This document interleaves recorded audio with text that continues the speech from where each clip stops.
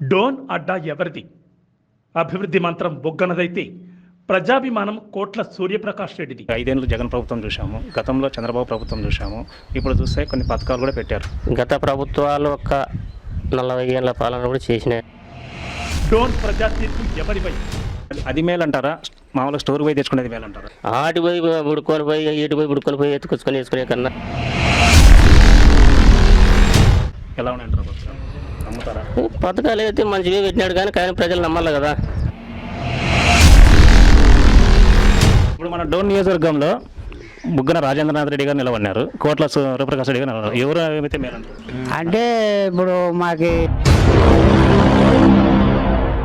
చెప్పేది నువ్వు నన్ను కొనవే ఈ పల్లెల కల్లా ఏంది బతికేది ఎట్లా? వాళ్ళు మా పంచాయతీలో మాత్రం జగన్ పరిపాలన